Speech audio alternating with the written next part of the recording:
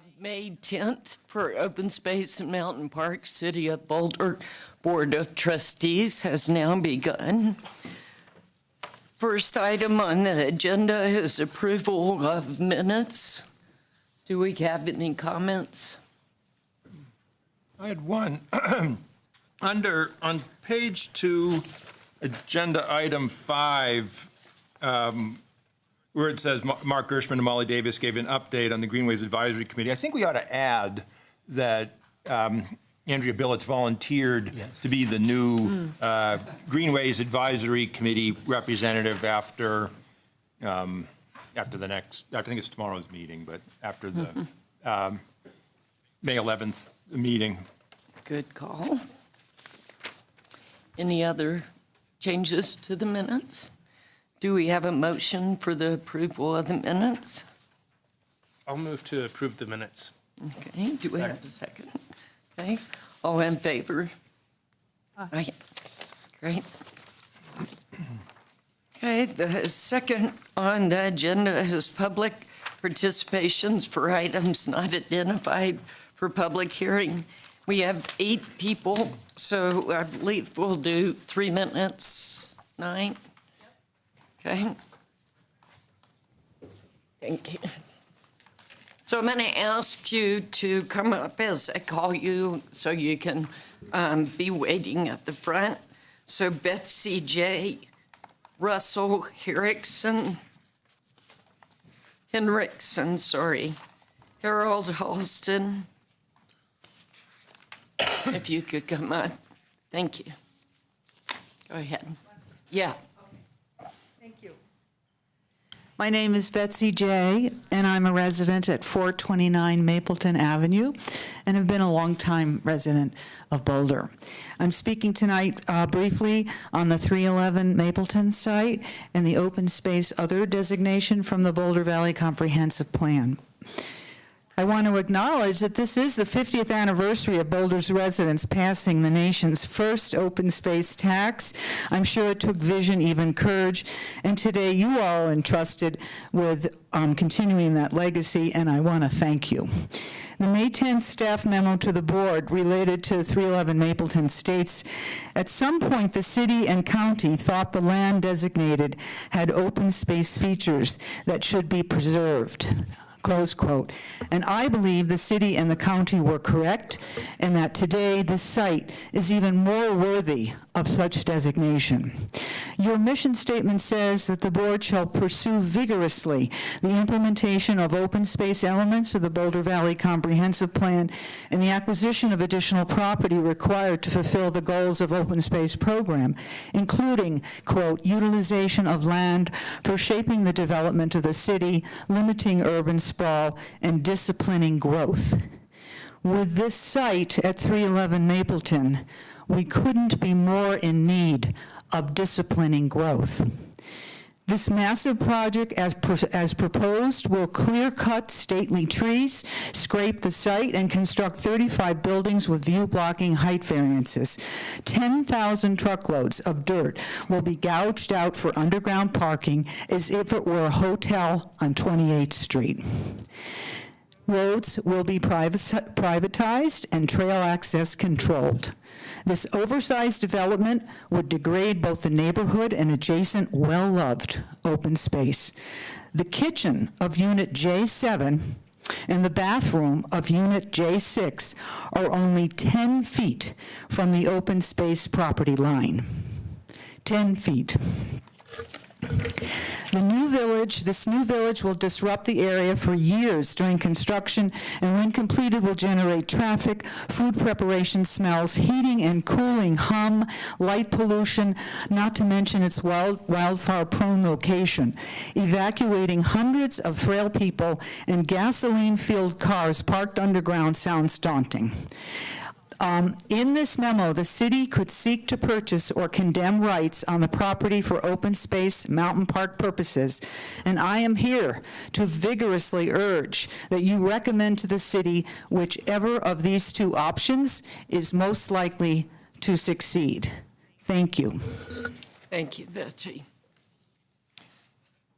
Next up is Russell Henriksen.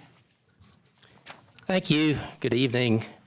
I'm Russell Hendrickson. My wife and I live at 645 Concord. I want to talk about what the Open Space Board can do about this. And you had a study session that discussed it, went in depth.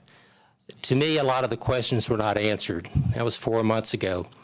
The May 10th memorandum was issued, and I want to talk about several questions where the answers were either non-responsive or evasive. Board question: in what way does the open space other designation constrain development? Well, the answer is, with the OSO designation in place, the 311 Mapleton Investment Group cannot develop anything on the 4-acre site. I handed out a copy of the Planning Department's response right here to the original application where the city required the OSO designation be amended as a required condition for project approval. So the Planning Department says it needs to be removed, the OSO designation, for it to be built on. Okay, board question: does retaining the OSO designation strengthen, these are great questions, strengthen the OSO, the open space mountain park role in site review and the fate of the property?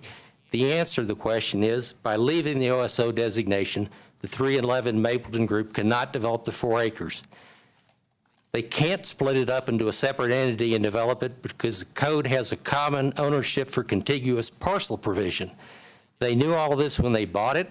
The sellers knew it when they sold it, and it's reflected in the price.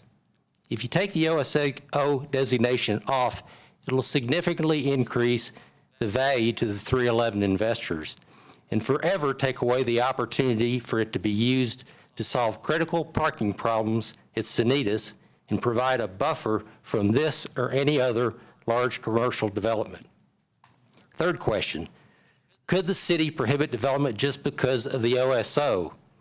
The answer is the OSO designation keeps any development from occurring under site review. Now, it could be sold to a third party and developed by right without site review, but without the variances needed for this particular piece of property, it's likely the economic value would be so impaired that its real highest and best use is to be used by open space. So there's a lot this board can do, and this is going to solve a problem for the next generation of people if we allow that OSO designation to remain, so it's a viable option for parking and as a buffer for open space. Thank you very much. Thank you. Paula Schuler.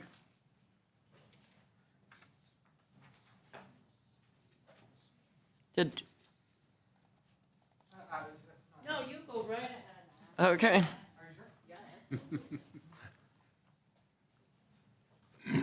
Trustees, staff, my name is Harold Hallstein. I serve the board of directors of an organization called the Winter Wildlands Alliance that does national public lands work. I live nowhere near the Mapleton site, but I want to just talk a little bit more generally about some concerns that I have related to the zeitgeist in Boulder today. I live up in the Palo Park neighborhood where recently county open space review was intentionally skipped over for a high-density development project. I believe a lot of the impetus for the fast-moving pace of many of these reviews comes from the top down in a current group of 5 majority council members. The land that development took place on was dedicated land for park and school use only. Through skipping that process, they unlawfully took what was a quasi-preserved piece of land, which is now presently today, being bulldozed. They're attempting to do similar things at Twin Lakes. This site up on Mapleton is a worse fear for me, even though those are dedications and we need to fear for all of our open space dedications. They're not worth the paper they're written on if those unscrupulous hands are treating them that way. These designations, which we're dealing with, the OSO designation, those are the places where I feel Boulder really needs to stake its claim for its legacy for open space advocacy. With all due respect to staff, in reading the memo on this property, the feeling I get is that there isn't much creative thinking or aggressive work being done to see what can be done on this particular parcel. In fact, it almost sounds a little bit like the lawyers for these developers have co-opted a bit of the review process. I'm not technical enough on the exact planning process for this piece, but I do want to encourage you to do what we can to preserve this incredible resource at the foot of our crown jewel, Mount Sanitas. I mean, the parking problems are woeful up at Chautauqua. This is obviously a key piece of what we need to have to make Sanitas a viable, reflective place for the future. So I just would encourage both staff and you, the trustees, to consider, what is the zeitgeist? Are we comfortable with it? Why are these processes being rushed? For whose benefit? And for us to embrace this legacy that we've earned over this time. I guess I've got a short bit more, so I'll just say, on this topic, the money speaks so loudly, far louder than the animals or the wind that's in the grass. I understand that. Certainly, council has made clear in the last couple of years that they're more interested in how loudly the money speaks. But I hope you guys will join me in the next election to kind of get rid of some of those interests in this town, to put those land preservation interests that we really is our legacy first. Thank you so much for your time. Thank you, Harold. Now we'll do Paula, and behind Paula, I'll ask Phil Delamere and Alan Delamere to come down and be ready to speak. Hi, I'm Paula Schuler. My address is 4560 Niwot Road in unincorporated Boulder County. I live and farm just south of two City of Boulder open space properties, Stratton and Brubaker. We grow grass, hay, and raise natural Angus beef. For many years, we've had a problem with the prairie dogs from Stratton and Brubaker migrating onto our property and causing damage. The prairie dogs are not only damaging our 160-acre private piece of property, they're damaging the neighbors on every side of those parcels. All of my neighbors are battling prairie dogs. I'm not anti-prairie dog, but we do not want prairie dogs on our property. They negatively impact our land, our livestock, and our livelihood. For several years, I've spoken to different open space staff members about our situation. They always acknowledge the problem, tell me the prairie dogs on these parcels are in fact incompatible with open space management objectives, tell me the parcels are on the removal list, but then they tell me there's nothing they can do. I've written to City Council describing our situation, sent comments, and spoken with the Prairie Dog Working Group, and now I'm here in front of you. I forwarded you my email that I sent to City Council, and I don't know if you've received it yet. I didn't get confirmation, but I just did it today. So, the Agricultural Resource Management Plan discusses prairie dogs, and it also goes into detail about the priority of keeping it local, creating pilot projects and transforming sites, BOA parcels into micro dairies, and diversified vegetable and pig grazing farms. I know that some, if not many, of these BOAs will need prairie dogs removed for this to become reality. I assume that that is also a council priority. I'm here to ask you to be better neighbors and take care of active, ongoing conflict we are experiencing from Stratton and Brubaker. Please put these two parcels on top of the removal priority list. The damage to our private property and our neighbors' property needs to stop. We have hundreds of holes on our property. It's both expensive and time-consuming to battle unwanted prairie dogs. Who will help us revitalize our land? What are we supposed to do? Don't you have a responsibility to be a good neighbor? In the ag plan, it says prairie dog objective, decrease impacts to agricultural production from prairie dog population. That's our objective too. Ag plan also says desired condition equals 0 agricultural acres degraded by prairie dogs. That's what we want too. Respectfully, I must say that's going to be a huge challenge for the City of Boulder ag properties if the current prairie dog policies and management practices don't change. By now, you might have 1,000 acres of ag properties that you need prairie dogs removed from.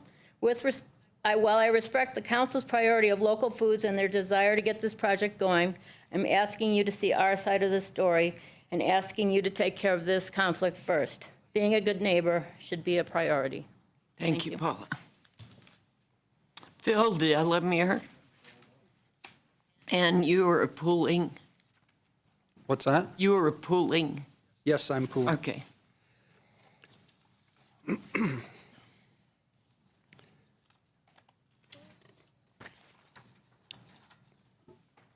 So we had a meeting with the open space on January 11th, and staff made a request for the applicant to provide, if the applicant was going to provide parking for open space and mountain parks for visitors.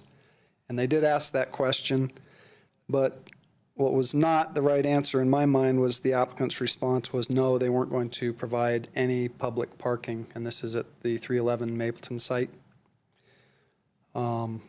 They did put in a new submittal in April, and those plans, again, do not include any additional parking for open space.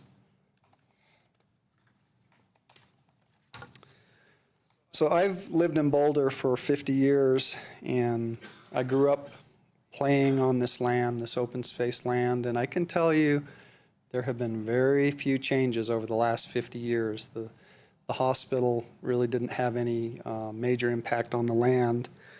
And I sure feel like this property is eminent domain. You know, the public has had unrestricted use of this site for 50 years. And I think the public's expectation for this land is unrestricted use. In the new plan, the citizens will lose the right to this area because the developer wants that land, and you know they've bought it, but the designation is open space other, and it gives us the opportunity to purchase that land, and I definitely would like to see that happen. If this doesn't go into open space, this designation will be lost forever. And here's one of the big consequences that the Mapleton Hill community is really worried about is the parking. There are a number of parking spots up in that site, and on the weekend I went up there and the lot was full. People were waiting to park, and it's probably 30 cars up there. That parking is going to end up coming down into the neighborhoods. And so I went to the developer and I said, well, you know, why don't we run a test? Why don't we see what happens, you know, see how bad it really is? And so I talked to the developer and said, well, why don't you block off the site like when you're building it, you know, and kind of give us a dry run to see what the impact is on the neighborhood. But yet the developer didn't do anything or hasn't done anything yet, but I sure would like to see a dry run done to see what the impact would be on the neighborhood. Another concern I have is Maxwell Avenue. The developer has claimed that as theirs. I think some research needs to be done to actually find out who really owns Maxwell. It's a public street, or it was a public street. And something else that really bothers me is they're going to narrow Maxwell up in their plans. They're going to make it narrower. And the reason is so they can maximize their square footage of buildings. Basically, you'll end up with a narrow canyon going up Maxwell into their property. So they've legally claimed this, and the reason I bring up Maxwell Avenue is because it's the access to that open space. There are 5 buildings that have Maxwell addresses on that street. And so some of the issues maybe to look into is who paid for the Maxwell road surface? Did the city sweep or maintain it, you know, when it snows with plowing? And maybe the maintenance of water, sewer, gas lines, who was responsible? So I think this land is really valuable to the public, and I think it also has some value to the open space mountain parks. I don't believe that there's been a substantial study to the value of this land to the public and to the open space mountain parks. I think a huge discussion should erupt within the community.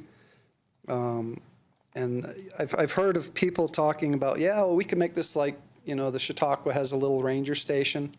You know, maybe this area would support something like that. Developer has mentioned an outhouse, but we won't know until that happens if that actually will be. I really think this area is a sensitive area. I was on a walk 2 nights ago, saw my first mountain lion in my neighborhood. Never seen one in 50 years. So that was a treat, and I know it's a very sensitive area, and we got to be careful with it. Something else of concern is that the open space acquisition is at the very bottom Excuse of the me, list. Bill, I'm going to ask you to wrap up your comments. I will. The open space is at the bottom of the list, and the public is really unaware of this potential loss, and I think we're going to end up with a Chautauqua problem. Anyway, just kind of wrap it up, I think we should buy it. The open space other area is a land grab, theft by the developer. The public is unaware.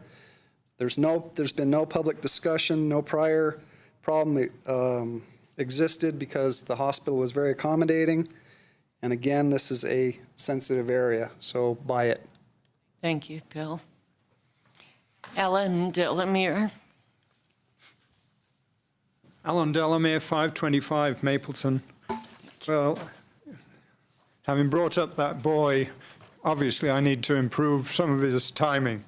Okay, we've just distributed a little flowchart that Elaine McLaughlin of the Planning Department put together recently, and I just highlighted some of the key milestones on it. But right now we're in the middle of use review and trying to do an evaluation for inputs for the use review, and I presume the planning staff are actively involved in that. Next slide, please. Oh, maybe I can do that. Yeah. So this huge development, I mean, it's massive, and this artist's description, it really got my attention because it makes 4th Street look as wide as US 36. So the artists have really done quite a job. Rebecca's house, which is down at the bottom of that, is a tiny house compared with what's ahead.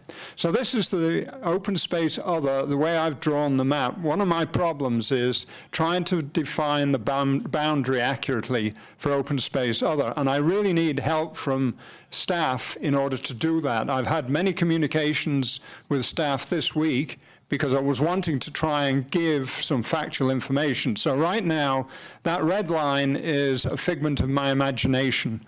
The brown line is roughly the existing road, and the new road is going to cut way into the hillside.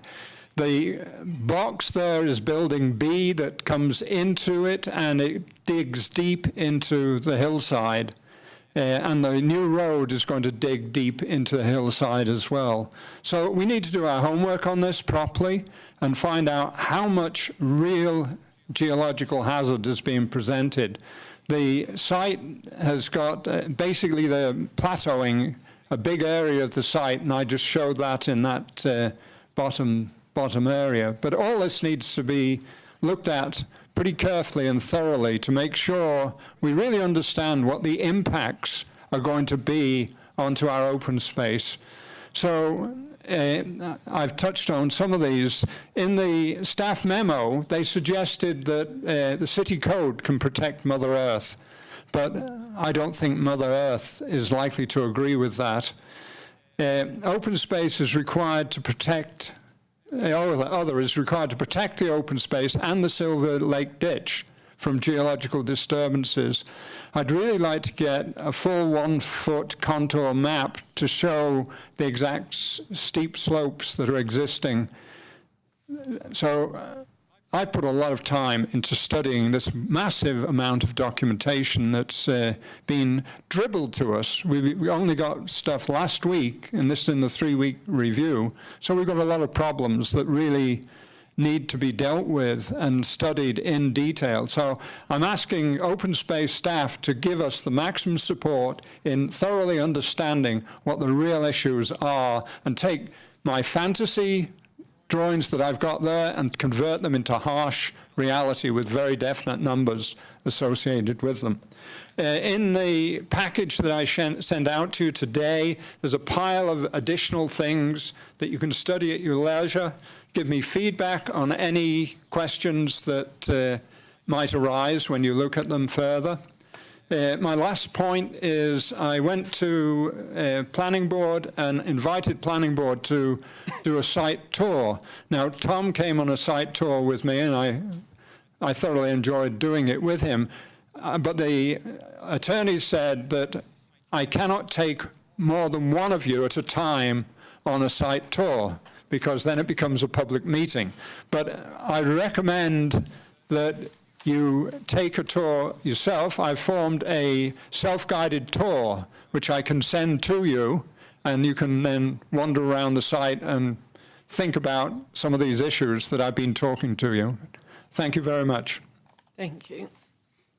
So the next three are Suzanne Webble, Raymond Bridge, and Karen Holwig. If you could come down.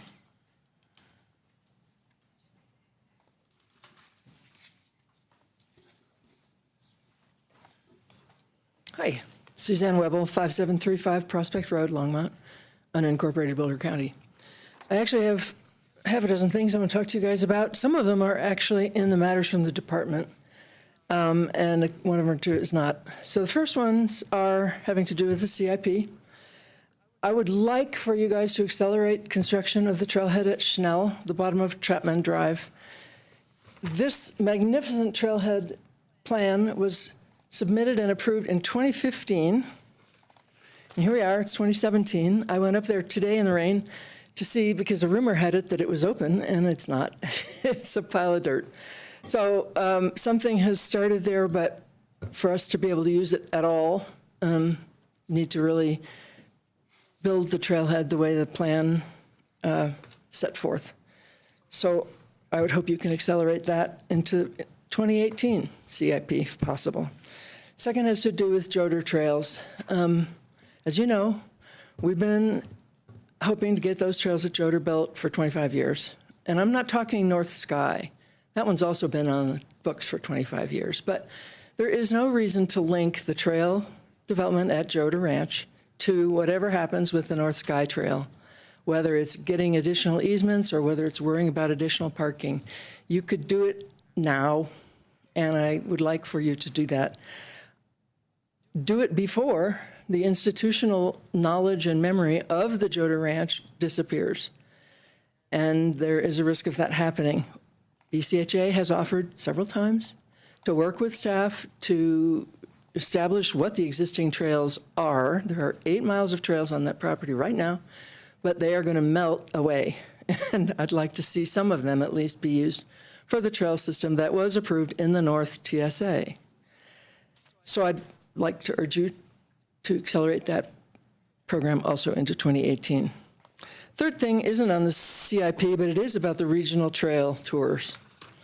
I don't know if you've seen the agenda that the county has put out, but there's a lot of really interesting stuff that they are proposing to show you in a bus tour on May 20th from 9 to 1. And Thank you. BATCO and BCHA and a bunch of other recreation groups submitted a lot of regional trail suggestions to you in the North TSA process, which were shelved. This would be a good time to bring some of them up and discuss them. I hope you guys will participate. I hope staff will participate. I gather the public is not invited. But among other things, there's the IBM Connector Trail, there's Joder Ranch, there's the Rocky Mountain Greenway, there's the eastern terminus of the UP rail line at County Line Road. Those are things that affect OSMP and all the rest of us, and I would urge you to consider them seriously and get back with us as to what was discussed. I've only got 2 seconds left, so I won't do the last one, but it's if there's parking at 311 Mapleton, give us horse trailer parking, because giving us horse trail access to all those trails at Mount Sanidus was a Pyrrhic victory. If we can't park there, we can't ride there. Thanks. Thanks, Suzanne. Ray Bridge. I'm Raymond Bridge, 435 South 38th Street in Boulder, and speaking on behalf of the 1,600 members of the Boulder County Audubon Society. We want to reiterate that we think you should make 2 recommendations to City Council. 1, remove the CU South item from the update of the Boulder Valley Comprehensive Plan, and 2, recommend that City Council reopen the South Boulder Creek Flood Mitigation Plan in light of the new information that has come to light during the comp plan public process. However, there are also two OSBT-specific issues that you should take up as trustees. One, when the flood mitigation plan was presented to you in 2015, the proposal was for an earthen berm on CDOT property. During Public Works presentations in the last few months, it has morphed into a high-hazard dam anchored to bedrock. As two hydrologists have testified during the public input, this would necessarily affect groundwater movement and can be expected to de-water OSMP wetlands. Under Council's acceptance resolution, any changes that affect OSMP properties in the flood mitigation design require that the plan be brought back to OSBT. You should therefore demand that the flood mitigation plans come back to you with a presentation on these issues. 2, CU's concept plan for the CU South property includes 2 proposed trailheads that would cross OSMP wetlands and state natural area properties to connect with the South Boulder Creek Trail. You should make it clear that this will not be allowed without following OSMP processes because of incompatible uses, OSMP enforcement issues, and serious resource issues. Thank you. Thanks, Ray. Karen? Karen Holweg, 4440 Greenbrier Boulevard, and tonight I'm speaking for the Friends of Boulder Open Space about the CU South land use decisions that are coming up. As trustees, we hope you share our deep concern for the future health of the South Boulder Creek Natural Area, which is OSMP land. And I have 2 points to make about this. One has to do with the high hazard dam, which is obviously going to be required at the turnpike. I had long conversations with the city engineer at the last public meeting regarding CU South, and he admitted that even a design that required the high hazard dam to be more comb-like in structure to allow water to flow through would require years of monitoring of the underground water flow before that dam could be designed and constructed. And we all, and especially you as trustees, I believe, need to guard that state natural area ecosystem, that wet meadow, from any impacts that destroy the habitat. It's designated state natural area because of its high quality. The second issue has to do with the May 1st CU plan for that property and their proposal to have connections from the dog off leash area at CU South into the state natural area. And I hope, given the introduction of weeds, of dogs off leash into a no-dog area, and the other management implications that brings with it, that you would keep that from happening. So as trustees, I urge you to speak out to the City Council and Planning Board and defend the future of the South Boulder Creek State Natural Area, and urge them to separate land use decisions made through the Boulder Valley Comp Plan, to separate the CU South decisions from the rest of the Boulder Valley Comp Plan that's going through 4-body review and final approval in May and June, so that there's adequate time to both speak for the OSMP values and to make wise decisions in the coming months or longer, and not rush them along into the May and June decision-making process. So please make a clear voice heard at the City Council and Planning Board joint meeting this month. Thank you. Thank you, Karen. Okay, thanks for everybody's input. Next on the agenda is matters from the department, and we're going to start with the CIP draft plan. Yes, Lauren Kilcoyne will be making a presentation on the draft capital improvement program.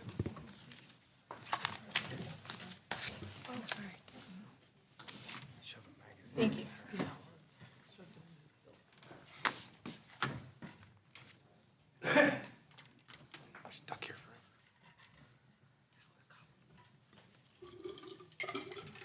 Hi, I'm Lauren Kilcoyne, and I'm the Financial Services Supervisor here to talk about our draft 18 to 23 Capital Improvement Program, or CIP. And this is the second time that we've had an opportunity to discuss the CIP. We were here last month, and we focused that conversation on 2018 department priorities, our budget guiding principles, and an update on the citywide economic forecast. And then after tonight, we'll be back next month for a public hearing discussion and hopefully a recommendation on the CIP. And from there, we'll shift to our operating budget in July and August. But for the purposes of tonight, we want to again reiterate the citywide economic forecast, talk about some highlights and some refinements we've made as we've been going through the CIP process, and then provide time for any questions you might have about the projects being proposed. And as we talked about last month, the 2016 sales and use tax collections came in as we had projected, and we had projected a slowed growth scenario.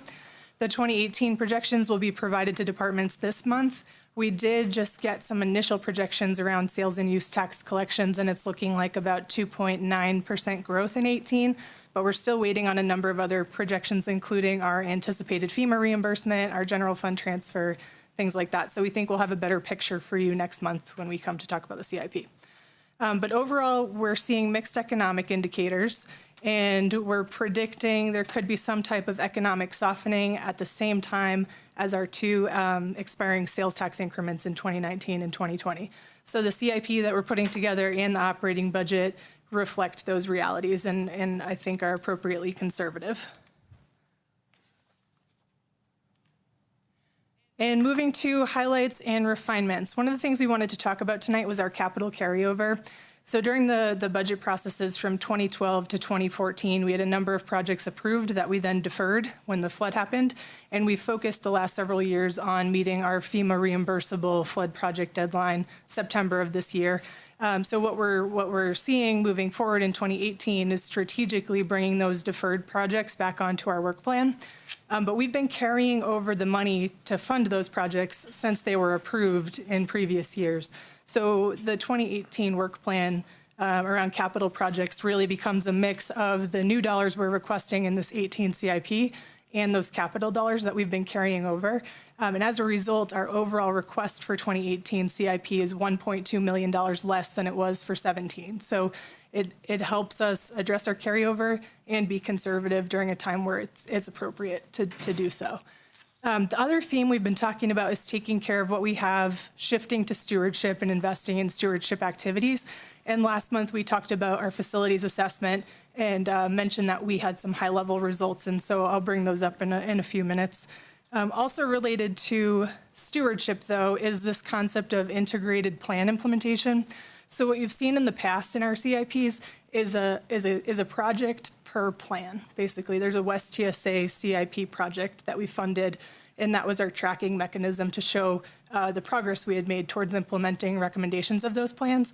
What we're going to be piloting this year is integrating all plans into our work plan and funding them through different CIP categories. So for example, the trails maintenance CIP that you see includes projects that were recommended by the West TSA. So in out years, you still see some low-level funding as a placeholder while we test out a new work planning structure, but that's the idea behind our integrated implementation. And then finally, our campus relocation.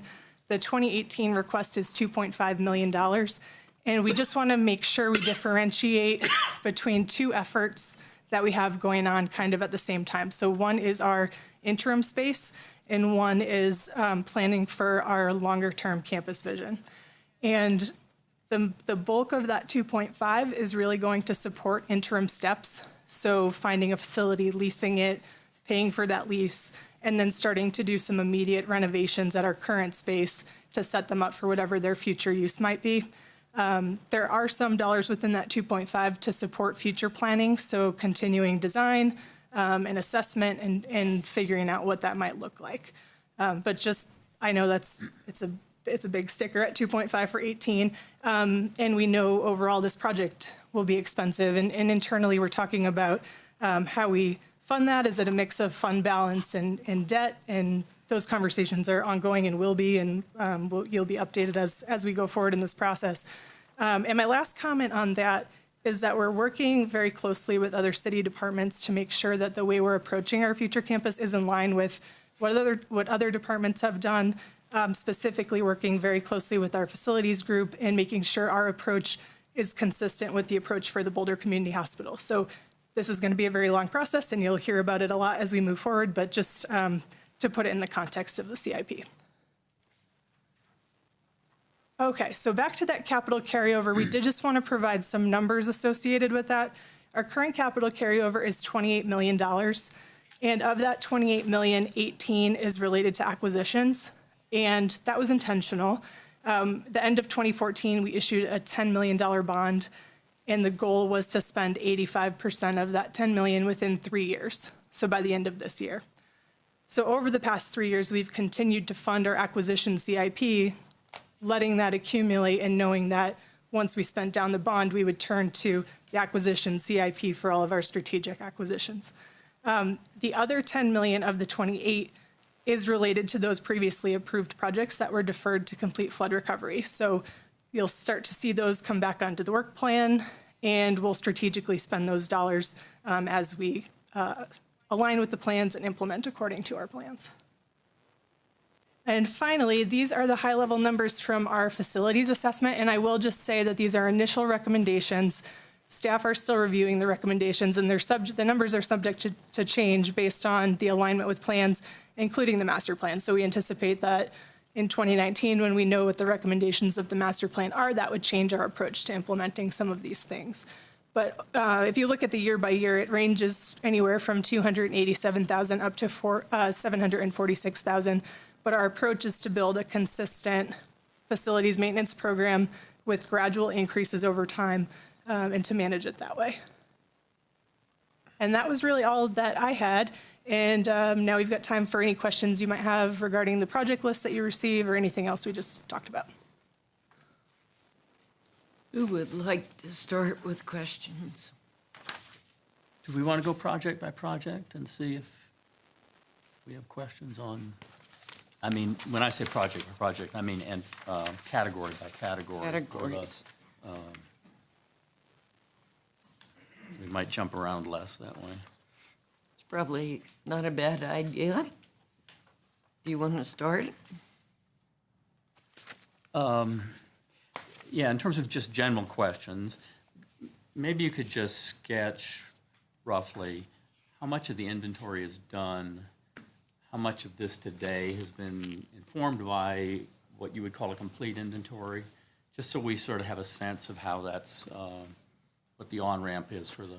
For the facilities assessment survey? Well, I guess, I mean, the inventory is covering more than just facilities, right? I mean, you're doing trail inventories, your vehicle fleet, everything else. I mean, I assume all of that. Informed this, yeah, absolutely. And some of those assessments are ongoing, right? And the trails assessment, for example. And something like this, because we have the numbers, it's that same integrated implementation concept where you see a number like 469, and that might not match up with what's in that facilities maintenance CIP, but that's because that funding is spread across the funding for the different work groups who manage it. So you see the agricultural CIPs, the cultural resource CIPs, all of those projected and proposed funding amounts include implementation of those items. We have, for facilities especially, for the last 2 years, we've been taking care of immediate needs while we've awaited assessment results. And we think that will continue certainly in 2017 and partially into 2018 as we go through these line by line and make recommendations and prioritize and move forward. But as for the other assessments, I think we're doing the same thing. We're maintaining while we await assessment results, and we'll make adjustments after that. But I don't know if you have any other comments. I would say that we've done a significant amount around the facilities, the various structures, the 300 some odd structures across the system. We're making good progress on the trail condition assessment. We aren't absolutely complete with that, but Lauren is exactly right that we have a number of different line items that can cross over. For example, you might have a farmhouse that is functioning as a agricultural facility, but it also has a historic value to it, a historic and cultural value to it. So you can see we have agricultural facilities and cultural and resource facilities. So you might draw from both of those line items to address a single project. So that's why we're trying to really coordinate, like, oh, let's do this historic project, oh, let's do this agricultural project, let's do this. We're really trying to coordinate across the different values of the system, and use the assessment information that we've received from our consultant to identify where our priority areas are. What do we take care of now versus we could take care of 3 years from now or 5 years from now. We also want to, rather than ramp up $1 million this year and $200,000 the next year and then $500,000, we really want to take a sort of a steady approach and, have a regular work program that we're just knocking this stuff out year over year, and that it'll become a more steady program rather than ebbing and flowing so much. But we do have other assessments, like the trail assessment, that we're still doing work on. And as we are doing some of these crossover projects, like Lauren is saying, like we're doing some maintenance with West TSA implementation, we're able to take care of those conditions. If there's a lower condition assessment on a particular trail, we're able to bring it up to a standard. Thanks. Other questions? I mean, I have some throughout the whole Yeah, thing. are we taking these, these are just questions, not on the specifics, but just general? Yeah. So just to clarify, because I think there was some confusion at the last meeting about whether certain numbers were just repeating the 2017.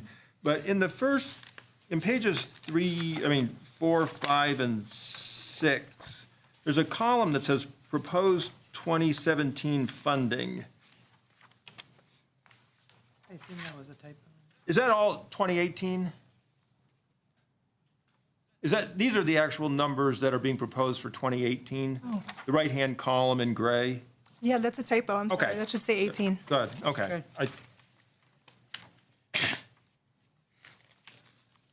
That's the only thing I had before we get to the specifics. I still don't know what year it is, so I thought it was next year anyways. You're graduating soon. I know, I have to remember what day it is. Do you have any general questions? Okay. All right. Do we have any public comment on the CIP yet? That's at the next meeting. Okay. All right. So do we want to start breaking it down to capital planning? Okay. Who wants to start with that? I mean, I guess I don't have anything about the first attachment, ecological systems maintenance and restoration, but the second one, mineral rights. So if no one wants to jump on ecological system, I'm happy to go to mineral rights. Okay. The only thing I'd say is that, and we talked a little bit about this before in this forum, that there's increasing concern about extractive industries in our neighborhoods, in our region, and we've set aside very little funding for the acquisition of mineral rights. The same thing's true for water rights, which I can also see as being something that might be valuable. And I actually would suggest you combine these two with land acquisitions, and so you have a more flexible budget. I think that spending $1 million to prevent oil and gas extraction next to valuable open space, even if we don't own the open space, might be incredibly helpful to neighbors, to wildlife, and to prevent long-term ecological damage. And with this, I don't think you have the ability really to do that with $100,000. So I just say, give you guys some more flexibility. Maybe combine those three if you can, or make some sort of stipulation between those three that these funds can be funneled to one way or the other, because they're all about owning parts of open space that improve things. Yeah, thank you. That has been an internal conversation and part of a revised internal practice where we've allowed the acquisition CIP to support water and mineral rights where necessary if the cost was greater than what we had in that available CIP. We haven't done the reverse. We haven't used mineral or water rights to then support a land acquisition, but we have said that acquisition can support the other two. Okay. I had a question on the same item. Is just part of the inventory. I know we were trying to get a complete inventory of all of our mineral rights. Is that moving at the same pace as the overall inventory at this point? Yes. I'm looking at Bethany, who's leading that, and she is nodding yes. Thank you. Vigorously nodding yes.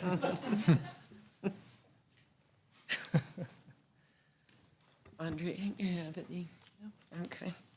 I had one question, just a clarifying question about, I'm assuming that we're joining together for regional trails. We're putting regional trails with the major trail maintenance, and so that total would be 240,000. Is that correct? Or is that kind of the best way of looking at that? Yeah, it's the same practice that Tracy was describing, where if a situation came up, we could pull from multiple CIP projects.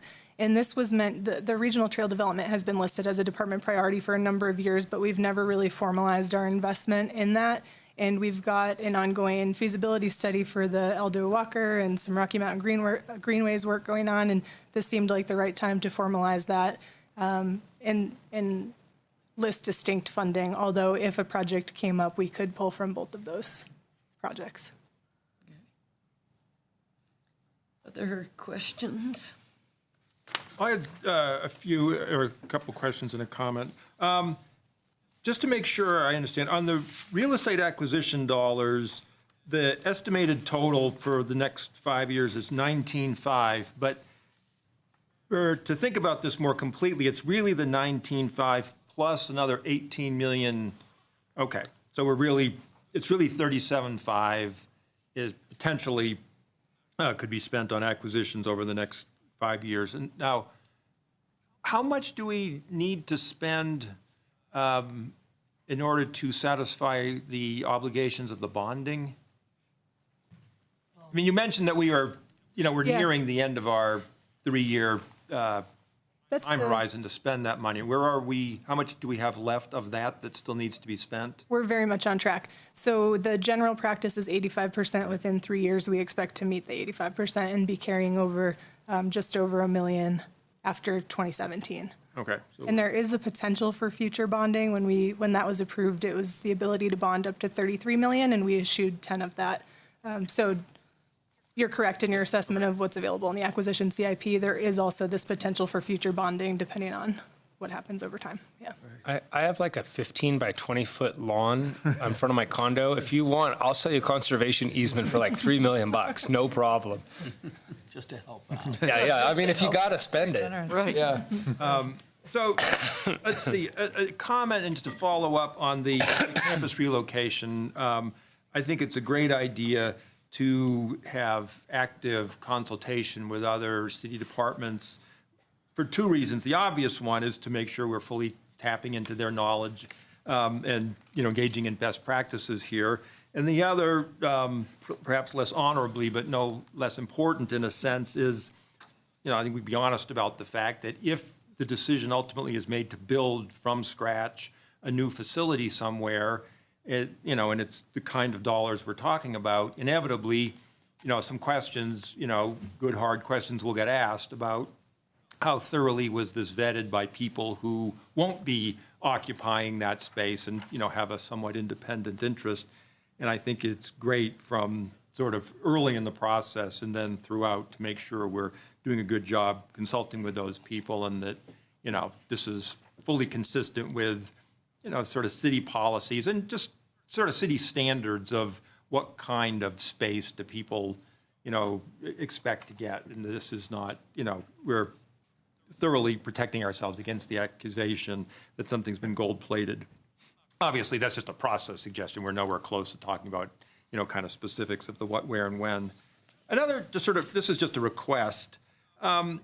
On trail maintenance, one of the hard things, for me at least, and I suspect for others, is to really track what the total maintenance effort is, because it's in different buckets. There's capital, there's ongoing, there's, and that's separate from, to me, separate from building new trails. That's its own issue. But in terms of just taking care of what we have, it would be great at some future meeting to have, to me, a more complete presentation on dollars and head count. So not putting it into little buckets, but just saying holistically over the last few years and maybe looking forward or something, you know, how much have we expanded and kind of where are we? Because it is hard for us to kind of really get our arms around that because of the different buckets. Anyhow, those are my 3 comments, questions, and suggestions. Good input. Kevin? I think I had mine. Okay. Yeah, I'd like to ask a couple questions about the OSMP master plan update, CIP item. Could you explain to me basically how we've done expenditures up to this point? Because I'm looking at like 100,000 in 2018 and 2019, and I feel like this process is only really getting rolling, and I'm like, that doesn't really seem like a lot of money for what I expect to be a pretty robust public process. So I'd like to understand the money that's been spent and why a small amount in the future. Yeah, no, I think, and Lauren can explain this slightly better than I, but basically we put the dollar amounts in to capture them over the years. So by the end of 2019, we basically have spent the amount of money that we spent on the master plan. And we're probably estimating the total cost of the master plan would be around $300,000. So by putting the line item in each year, that gets us to the end result in 19 where it all balances out. And just to build on that a little bit, this doesn't capture what was budgeted in the 2017 CIP, which was an additional 300,000? 252, I think, yeah. 252. Okay. So which is, if you put all the 252 with these other amounts, that would, I think, cover a pretty standard master plan process. Okay. A complete new master plan process or? A complete new master plan process. All right. I guess I have an expectation that there will be a lot of public meetings and possibly additional consultant support that would need to go here. And I'm like, you can get that for 100,000? That sounds great. Yeah, we do.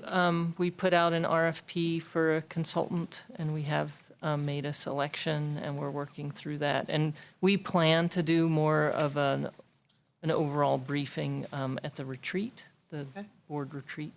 Okay. When's the retreat? Retreat. Run away. That was going to be something else. That's something we'd like to get scheduled. We'll probably do that via email so we can make sure that we line up staff schedule, the board member schedules, and the facilitator. We were hoping around the end of June, beginning of July. Okay. I had a question about the farm site improvement. And I guess I'm assuming, but hopefully that's the right assumption, that in farm site improvements, that might be in another part, like, you know, it might be an older farm that would be a cultural facilities or whatever, and part of that could. But what properties, have we identified those, or are they driven by the inventory? They're driven by the inventory, so they're being reviewed right now. Okay.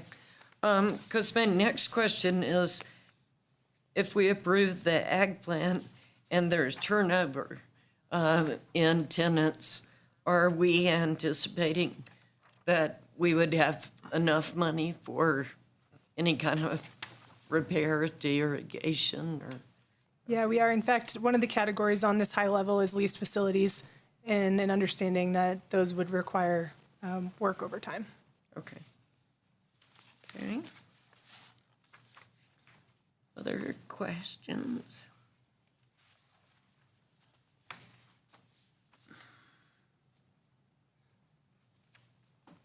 I mean, I guess the only thing I could add to this is when Director Stewart was here, I remember, or not Stewart, Jeez, I'm Patton. I'm mixing up my open space boards. When Patton was here, we had a discussion during a CIP process when there were a lot of major trail projects coming up, and he was like, "Yeah, what do you want?" And I said, "Can we increase trail staff by 20%?" And he said, "We could do that. Let's find out if we could." And then they did. And it seems like as you're looking into the future, there's more and more needs now that you're elevating a lot of trail stuff to capital improvement, that it might actually start to make sense. And however that integrates into the rest of our budgeting, it seems like we have just more and more to deal with, not less and less. So that would be my only thought about all of this stuff. Yeah, I appreciate that. That'll be a focus of our operating budget discussions too, as we think about especially the fixed term staff we added to get us through flood recovery, and now knowing what our long-term needs might look like, how we handle the staffing. Sorry, Mike Patton, if you're out there listening.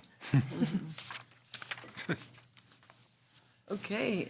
I have a question just on the campus relocation. Again, we haven't talked a lot about this, and I don't want you to do a big briefing now, but is it pretty clear to you at this point that some sort of interim move is going to have to happen? Okay, can you say just a little bit about why? I mean, obviously, if you could avoid moving twice, you'd do it, and you've decided that's not possible, so. Yeah. Oh, here comes Abby. Abby Poniatowski is going to address that question. I'm the Central Services Manager for OSMP and the Project Manager for the campus relocation. So what we've been doing for the last couple years, actually since 2015, is addressing our space shortage in the existing campuses that we have, and really have identified a couple health and safety things, things that could be better for efficiency in our operations, as well as collaboration across the department and kind of getting into our system. And based on that assessment, we realized that we really need to address the current space shortage. So yes, we would avoid moving twice if we could. Unfortunately, there's not something readily available that meets our needs as far as footprint related to office space, material storage, fleet storage, and all of that. So that's going to take a little bit longer to identify exactly what that fit is and where that facility might be, if we have to acquire land, if we have the land, if we build, if we redevelop what's existing.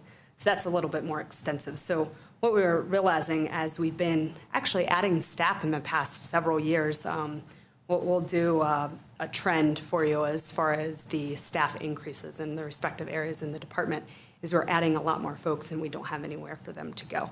So that's why the staff move for the interim is inevitable. So we've been working with a lot of outside consultants, not a lot, but just a design group to help us with fit test, office design, to again verify and validate what the city process and standards are related to space. Then we've also been working with a commercial broker to help us identify a lease space and understand the total cost of occupancy. That's not something that typically the city has in-house in its expertise, so we're really getting a good understanding of what the best interim solution will be for the staff that's going to move. Again, I got that 15 by 20 foot lawn. Yeah. You need someone to take care of it? Is that what you I mean, highest bidder? Thank you. Thank you. Are we? Okay. One more. long question. I know they have this number on the tip of their tongues. What's our projection on FEMA reimbursement at this point? So we anticipate 85% of 8 million. Great. Don't have that number at the tip of my tongue, but over the next 3 years that we'd be receiving that reimbursement. So are you looking for answers to these 3 questions, or we feel like we're... I think you might have already addressed them. Yeah, everything. just any questions that you have and any other concerns, and then we'll incorporate feedback and bring it next month. Thanks very much. Thank you. Thank you. Thank you, Lauren.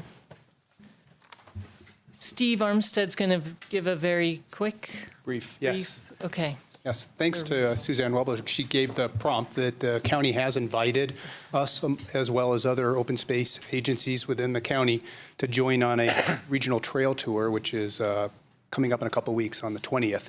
So one of the things the county has, they reached out for feedback about the thought of having a full day tour, and the feedback they received is that's probably longer than what most of the participants were able to provide. So they shortened down the tour to be a half-day tour. It'll be from 9 to 1, and it will cover pretty much some of the new and recent projects and some of the upcoming projects on the eastern part of the county. So it's a good chance to look at the work, talk with other agencies about the projects and what the desires are out there, and certainly to recognize how the county can contribute to the different agencies and the efforts underway. For us, that certainly means anything that's included in our plans, the North TSA, the Visitor Master Plan, some of the work we did at looking at the Boulder Valley Comp Plan and those regional connections, all are relevant as part of this connection. I know Kevin was available to go on that, so it'd be great to have the representation of the board. If there's other interest, we probably ought to let the county know soon, so please touch base with me so we can get that out. And the county should be getting back to us a revised itinerary for the trip here by the end of the week is what I've been informed. So we should know the exact stops. I had indicated interest to them, and they said they'd get me the agenda. And I know if we've got 2 people going, then we've got to notice this. I mean, is that Right. is that something we would like to avoid? I mean, I'm happy No, we're to be happy. flexible. We can do it. We just need to make sure we know that we need to do that. So we know that now. Yeah, okay, good. Thank you. Okay, so if there are any other questions, feel free to get in touch with me. I'll be joining you on that day, and we'll see how the day turns out. But I think it'll be very interesting. Certainly an opportunity for us to appreciate the work that the county is doing to help us forward a lot of our regional connections. Thanks. Thanks, T.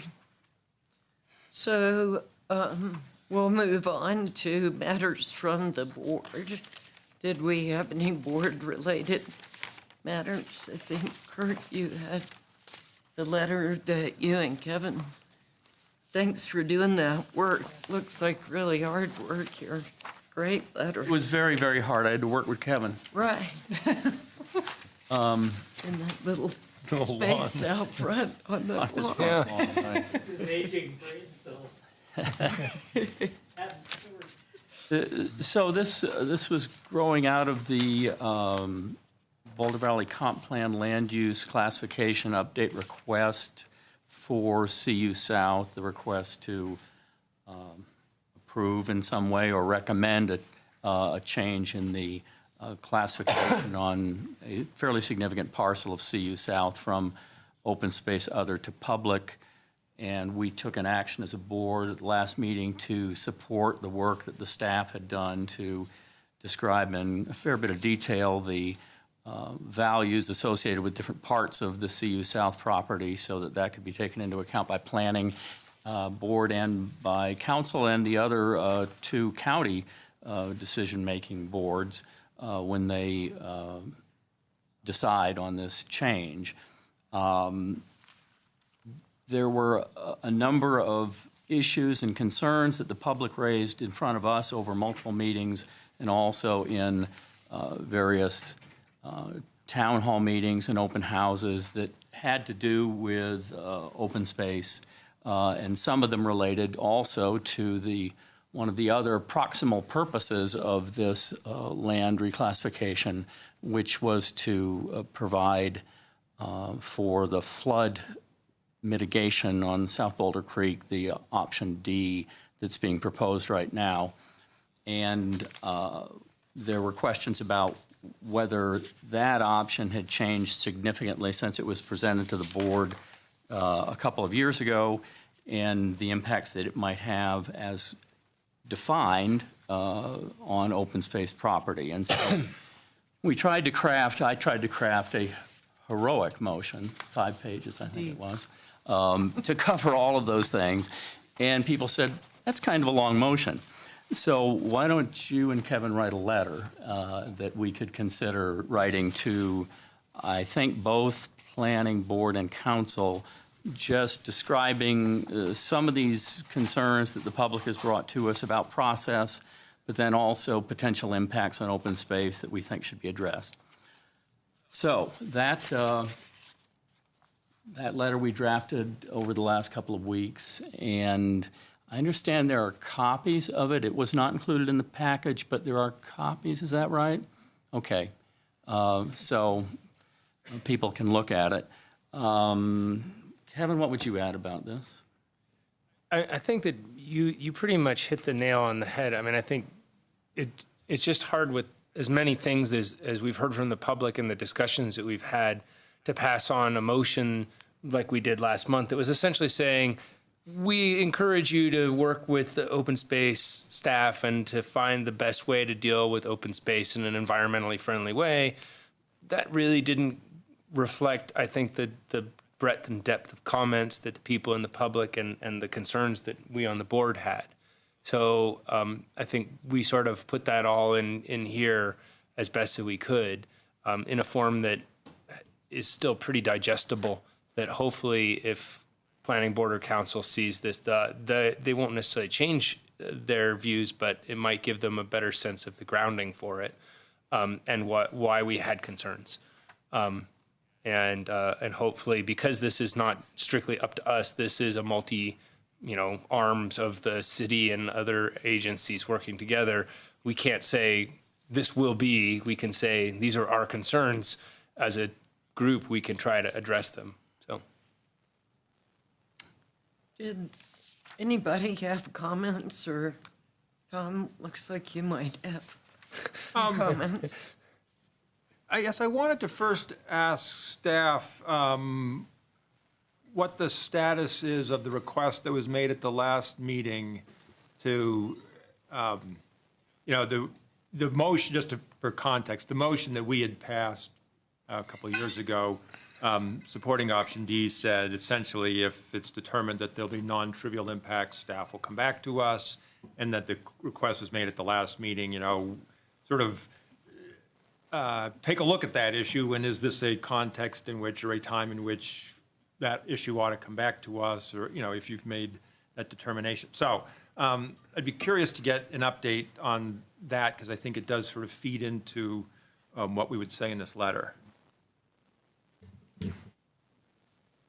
Hi, John Potter, Resource and Stewardship Manager. Tom, Kurt and I actually had the opportunity to meet with utilities staff 2 weeks ago now, and we were briefed on their plans for the design moving forward. And they indicated not only would, as the design process proceeded, not only would they be having full public involvement around all that, but they would also make a point of coming back to our board to keep us updated on how that proceeds. And if I could, I would add that they've become much more acutely aware of the issue about foundation design and what it means to the groundwater and what that means to the habitat in the area and everything else. And even though they have not led a contract for preliminary design work on option D, they're already thinking about those things. And I suspect they're having some discussions with staff and maybe outside experts about how you might mitigate that sort of thing. So we're not writing this because we think they're not going to address the issue. I think it's just to acknowledge there was a sequence here and there was a change in the design. And actually what happened is there was, I think, an expansion of the scope of the berm. It was called a berm when it was presented to you folks at that point. And, now people recognize this thing is going to be a much more serious engineered structure. And so I think it's appropriate just to acknowledge that and to acknowledge the issues that might raise and ask them to address it as a formal matter. I think just to a little bit more in response to Tom's question, I think they intend to come back multiple times during the design process to the Open Space Board of Trustees. We made the request and they said not only would they be happy to come back once, they intend to come back multiple times. And they also continue to update the utilities website. And I think just recently they've included images on the website, not just text information, but images of what the dam would look like. Or a concept for a foundation without a cutoff wall. And so, images, the design is, there really is no design. There is a concept. The process that they described to us was quite extensive, involving significant monitoring of groundwater, really they have not engaged in very much at all to this point in terms of what the ultimate final design might look like. So.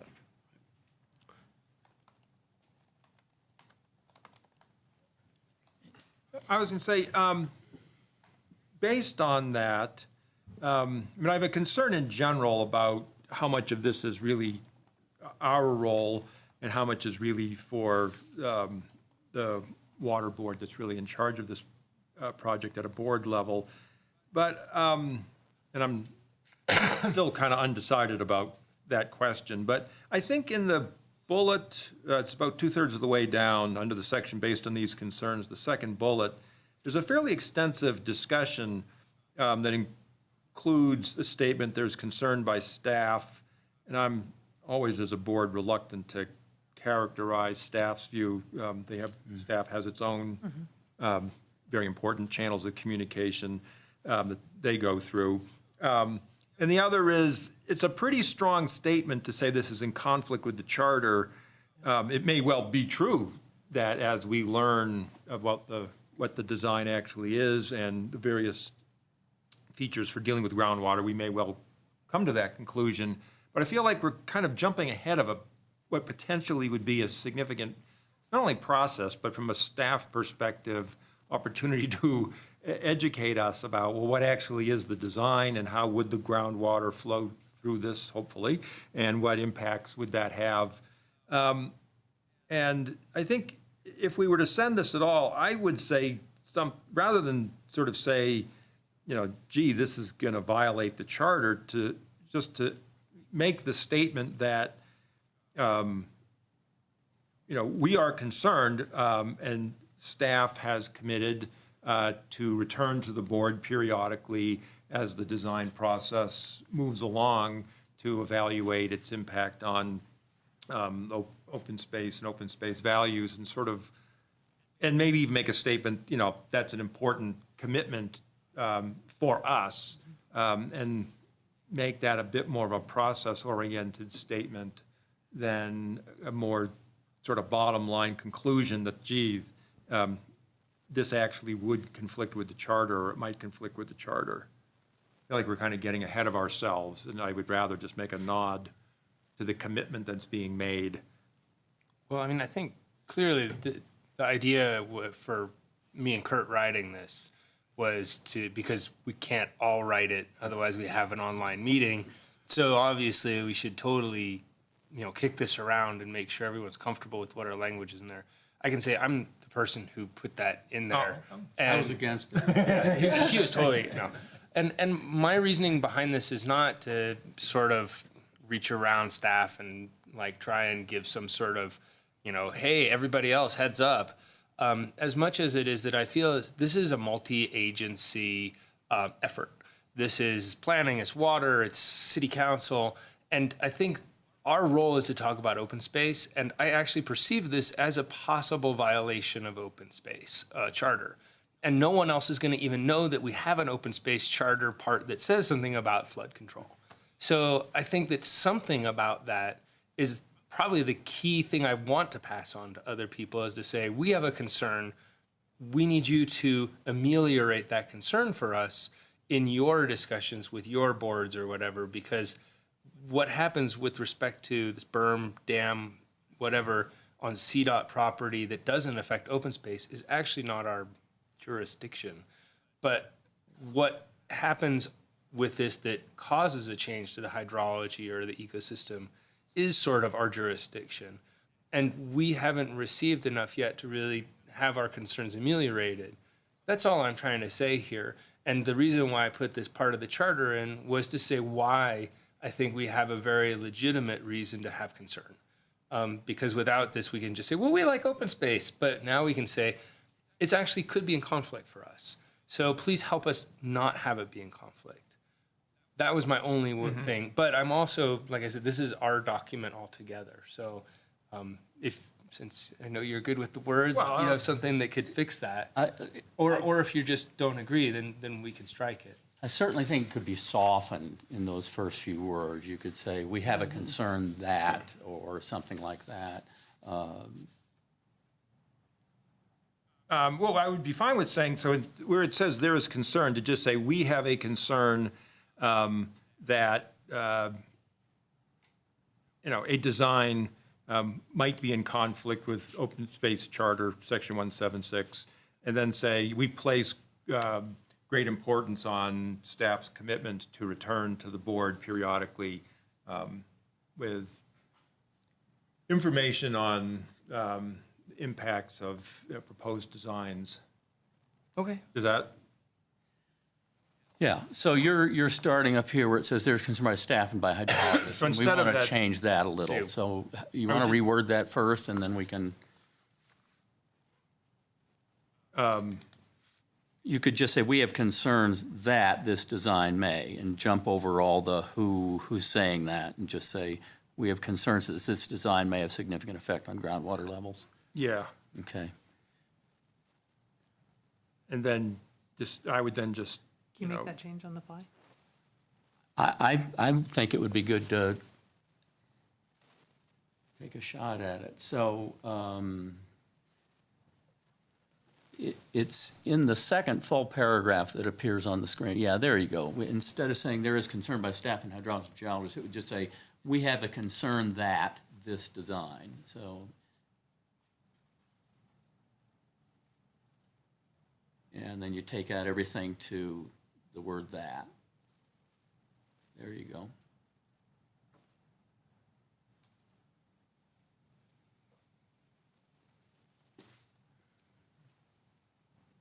And I think instead of starting the next sentence with this appears to be in conflict, it would be something more along the lines of, we are concerned, or we are very interested in upholding Open Space Charter Section 176.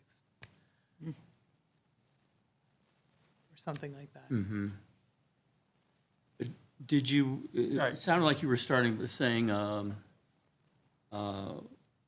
we're concerned that this may be in conflict with? No, I something mean, like that, or how would you- I like Tom, it's like this in conflict with, it seems rather like, oh, wow, this is definitely a problem. And I think it should be more aspirational in terms of, we want to uphold this certain open space value. I mean, do we want the last sentence of the prior paragraph, this could damage, are we getting a little too far down the road of specificity here based on the limited information we have? I mean, I'm fine with saying we have a concern. I agree with Kevin that it's worth quoting the relevant piece of the open space charter. No, I meant the would like to previous. retain that. It's, you're thinking it's too speculative to say this could damage existing critical. I mean, we could say, again, we have a concern that this could damage. Oh, sorry. So it's not a conclusion, it's a concern that this could. Or you could say damage to existing critical habitat, et cetera, would be in conflict with the open space charter, and we're interested in maintaining that charter. Would that sort of... Yeah. That doesn't say necessarily there would be damage, but it says if there is damage, that appears to be in conflict with this part of the charter. So the proposal is to get rid of this could, begin the sentence with damage, and say damage to existing, capital D, damage to existing, then after hydrology, get rid of the period and say could create a conflict with the Open Space Charter, Section 176. That's fine. Again, then just pick up with the next, right, and then.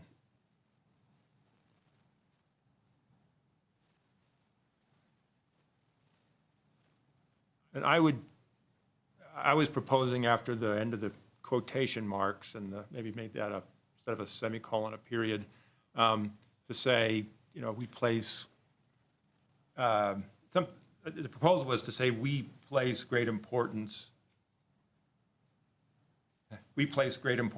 on staff's commitment to return to the board, on staff's commitment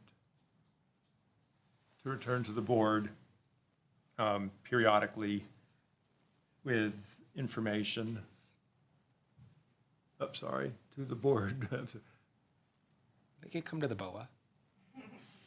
So, you think we don't want to tell them that, all reasonable steps should be taken? I mean, they're the ones taking the steps. Oh, I was just going to finish this and then. Oh, yeah. and then leave it as, Yeah, okay, gotcha. return to the board periodically with information on impacts of proposed designs. I think that, maybe that. Okay, and then leave the next sentence. I see. Yeah. Are we? Okay.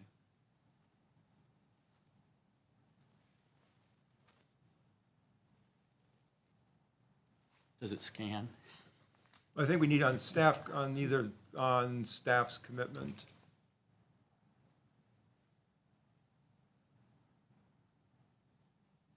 That's, okay, so possessive staff. Yes. Okay.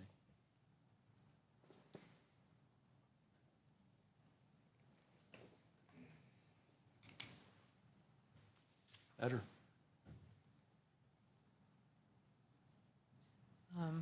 I would, in the sentence after where we've been doctoring, so all reasonable steps should be taken to, rather than avoid these impacts, avoid potential impacts or potential adverse impacts. Current phrasing assumes there will be impacts. Yeah.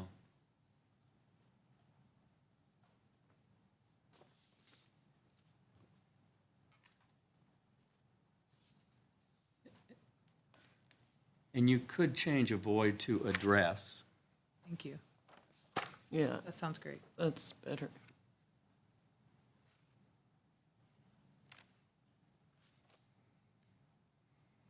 Can you guys edit my dissertation for me?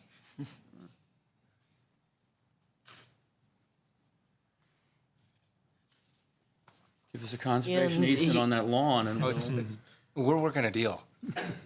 Shouldn't it be impacts in the preliminary design phase? Yes. It doesn't track. Oh, you need that word in. Impacts in the Or preliminary. how about we say during the preliminary? During, No, that one was Down okay. one. down one, They're the next impacts. during, During the preliminary design. during, yeah.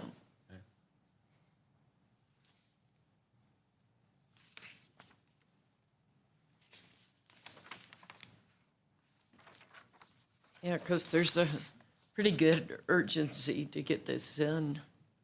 So it's good to get this done tonight.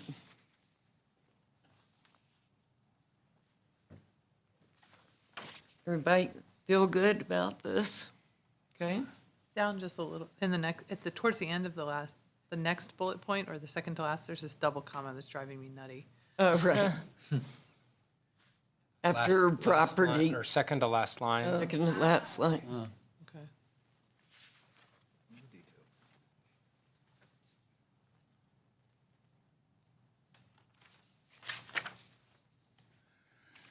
Okay, we feel good about this? Okay. Yes.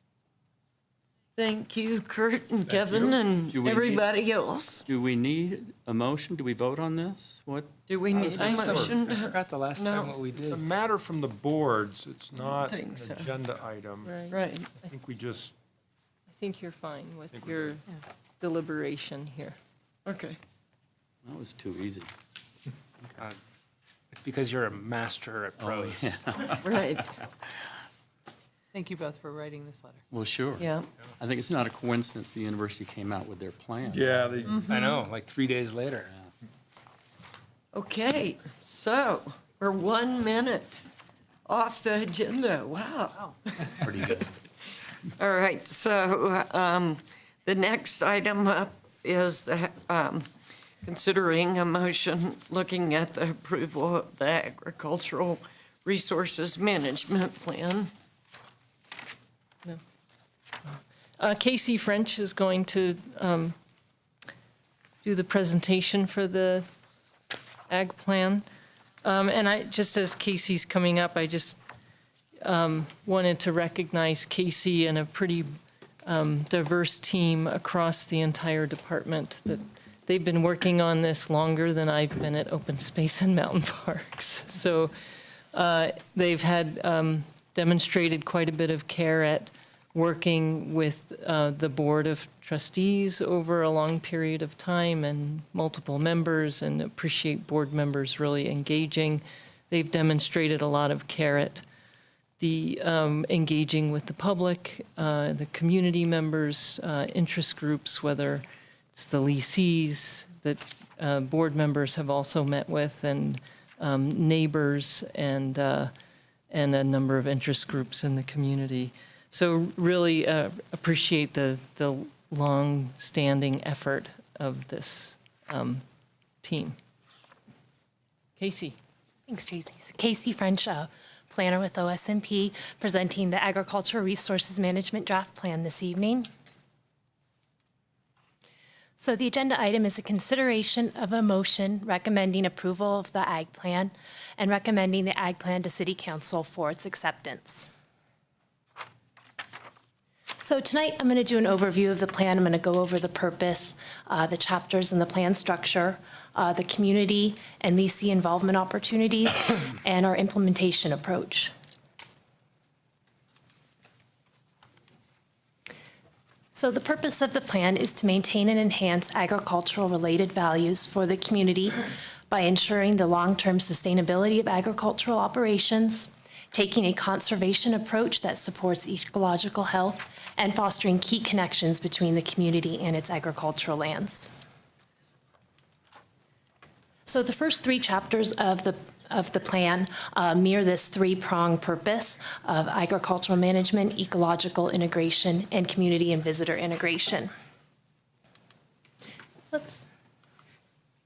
So the last two chapters of the plan speak to how to achieve the objectives and strategies in the other chapters, so the acquisitions and the plan implementation chapter. So the agricultural management chapter is really at the heart, especially for our leasees for this plan. And we spent a lot of time over the past several months really focusing in here on leasing agricultural lands, the diversity of agricultural operations and local foods, and how we can support our farmers and ranchers by connecting them to resources and providing infrastructure, both structural and water related. So as I said, we worked with our leasees to set the foundation for a process for leasing our agricultural lands. And first and foremost, this sets the foundation to provide viable opportunities for farming and ranching, bring equity among our leasees, where our leasees are paying similar amounts for similar types of land, and also with regional equity, establishing a range of rates consistent with the range of rates charged by others for comparable land types, and also for providing stewardship relating to OSMP's multiple objectives. For the ecological integration chapter, many of the objectives and strategies were actually taken from the grassland plan. And so then what this plan did was really focus on the integration between that plan and our agricultural operations. There are a couple exceptions. The native plant propagation, pollinator habitat, and grazing in native grasslands, those are all unique to this plan, and this plan sets the objectives and the strategies for those. Just to highlight one, for pollinator habitat, we have an objective to integrate and establish agricultural management practices that support native pollinators with management strategies to establish pollinator-friendly habitat in those types of areas. The community and visitor integration chapter also covers scenic and cultural resources, recreation, community connections, and education, and service learning and volunteer opportunities.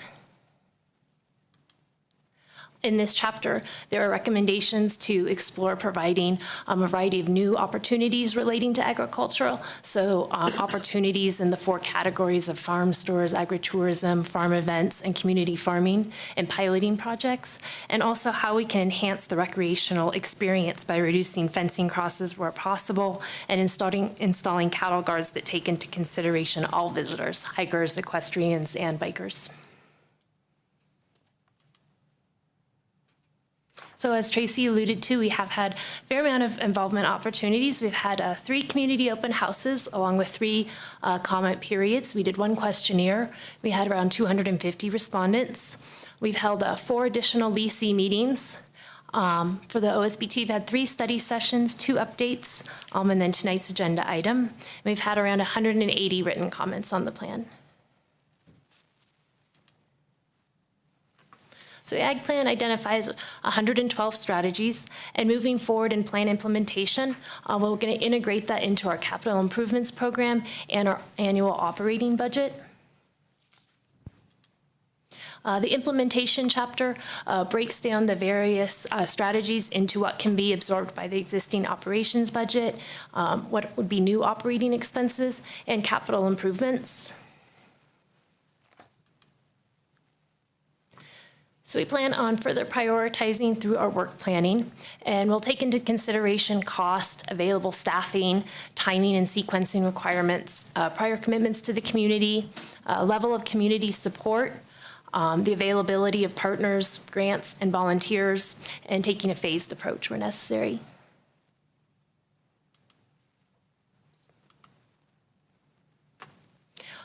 So we also know that a lot of our management strategies, the costs are in the agricultural management section. And we also know from the conversations that there are certain things that we know will prioritize, such as infrastructure and fencing improvements. And we'd like to continue to build upon the foundation on the collaborative work with our leasees and move forward the leasing process and establishing a base rate with them and the stewardship plans.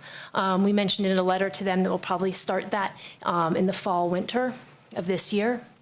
For the diversified vegetable farming and pastured livestock, we know that there's community interest and that we can make progress without affecting existing leasees, so looking at areas where we can make progress there. And succession planning, we heard, was really important. The pilots and the branded local beef are likely examples of things that will take a phased and sequential approach. And with that, as we move on towards implementation, I think we first need to have the approved plan, and so I'll bring it back to the reason for tonight's meeting, which is the consideration of a motion. Do we have any changes that we want to work with before we start? Okay. And just a reminder on process for an action like this tonight is typically there's a staff presentation, there are clarifying questions, then it goes to public hearing, and then it comes back to deliberation to the board, at the board for the motion. Okay, so we just do clarifying questions now. I had quite a few, but let's start. All right, we'll go down the line, huh? Yeah. Okay. So this is such a beautiful plan, so well formatted, so informative that I'm a little sad I came to it so late in the process. But luckily, I get a master planning process to go through.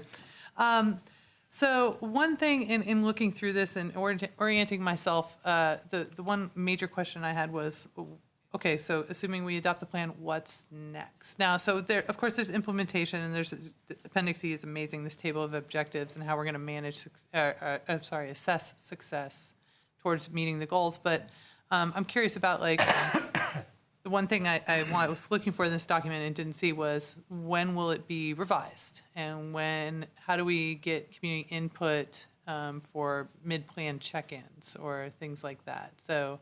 That's what I mean by what's next is when are we going to look at it again? So it is interesting. We've got system-wide plans like the grassland plan, the ag plan, the visitor master plan. The upcoming master plan for the department is the first one we've done, and there is basically a remit to update those every 6 years. As part of that master planning effort, we want to tie together things like TSA, grassland, and sort of explain how we'll update the plans as a whole across the system and individually in geographic areas. So the master plan will provide the guidelines for that as we go into the future. Got it. Thank you. Tom? Go ahead, Kevin. I was going to mirror Andrea's statement that this is really great. Looking through it, it seems like you've really hit every different focus that should have been hit. I had, in some ways, a similar question to what she asked about when do we revisit this. I think that one of the best things that you did in this whole thing was establish measures of success. So you have metrics. And I was wondering, when will you have your baseline for every one of these metrics done? And then when and how will you test them? And then how will that be reported? Because this looks like a large list of like, and then we're going to do this, and here's a measure of success. Sure. One of the reasons we chose some of the measures of success were they were easily reported out, and they were things that we already knew and had the baseline for. So they were chosen strategically with that in mind. And then I think that we can come back and establish if there's certain areas that you want us to report on, whether it's annually or whether there's certain topics you would like us to bring back on to give updates to the board on. Yeah, and if I could just expand on that Sure, slightly, is please. that, I mean, this is policy strategic guidance. We now don't put this on a shelf. We roll up our sleeves and get on, as you discussed earlier in the CIP, the operationalizing this plan. And that'll be part of what you'll see reflected in future CIPs, how this is laid out over the next 6 years and how we prioritize it on the ground.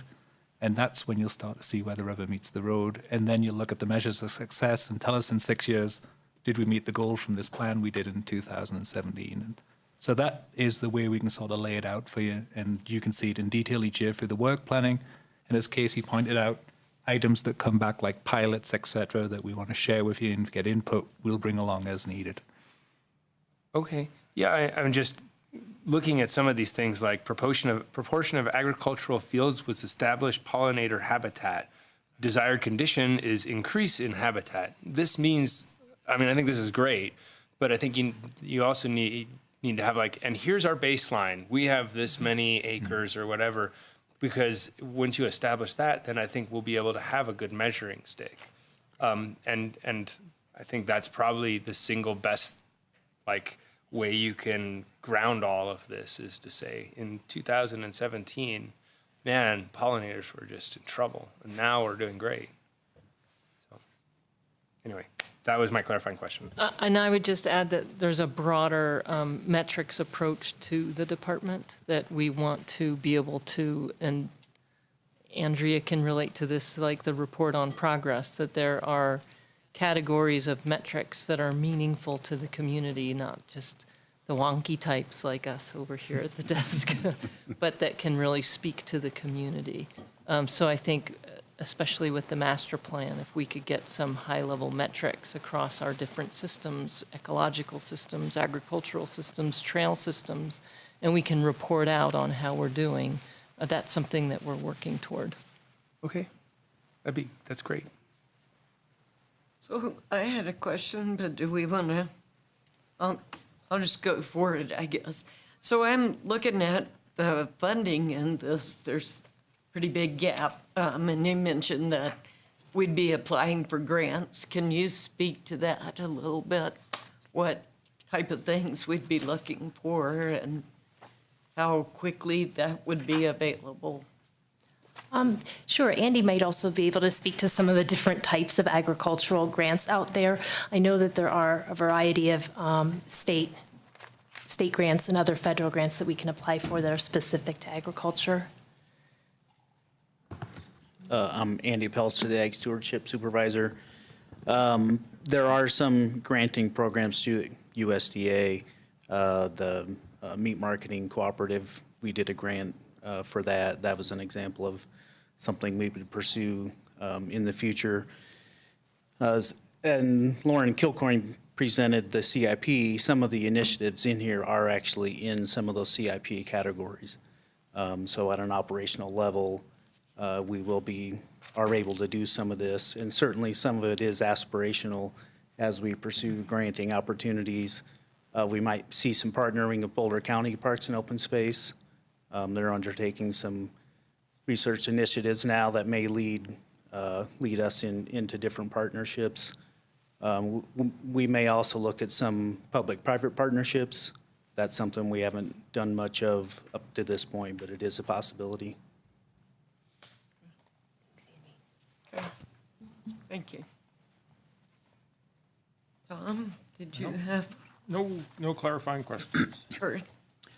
You know, I have some edits that I would send to staff, and they can decide what they want to address or not, but aside from that, no. Okay. So do we All right. Do we want to do public participation? Okay. Do we have any public who wants to participate or speak? Okay. So are we ready for? I think we have one. Okay. Sal. Do you want to?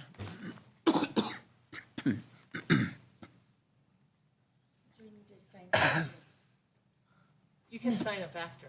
Yeah. All right, okay, and That's it's fine. the 3-minute thing? Yes. Okay, I really haven't prepared anything. I'm Elle Cushman. I live at 13450 North 75th Street, Longmont, Colorado.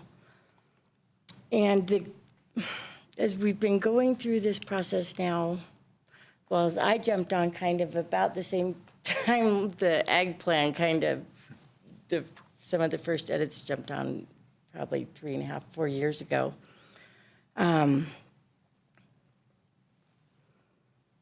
I've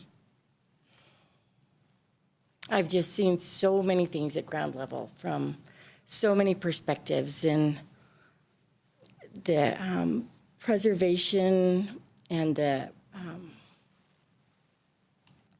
spirit of the charter.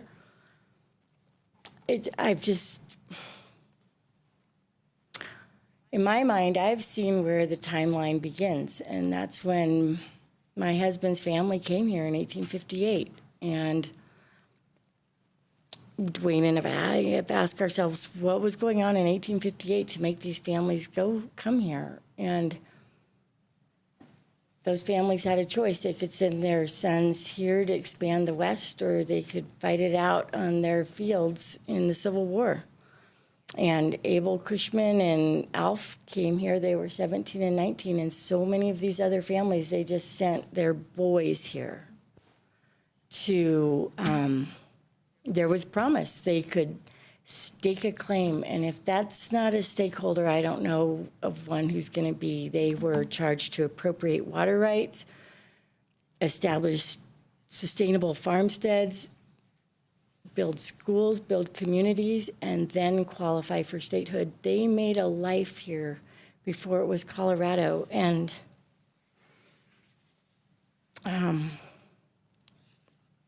they were entrusted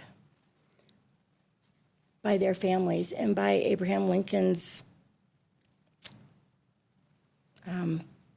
cabinet to come here and do that. And they did it, and they got it done. And they picked a winner, as far as I'm concerned. Like, they're like, whoa, let's try here. And I'm so proud of them. Good for us, right? But as we've gone through this process, I have seen so much trust on their side. Their motto was trust, engineer, and cherish. And that has gotten them through 7 generations of sustaining life into the next one. And the ultimate leap of faith that I saw these families, or I didn't see them, I didn't know them, but that I know they took, was to convert these lands to open space. And if it wasn't so much of what we have as open space is due to these families' trust that it would remain as it was. And I don't know where their timeline started in that process, but I'm pretty sure that in their minds it was when they started. And Ellen, I have to ask you to kind of wrap up. Anyway, we working with the staff, we have once again begin to take those leans forward and trust and leaps of faith. And in return, we just ask that your trust be put in them, because they know the requirements of this land and what is needed to perpetuate life into the next generation. But we're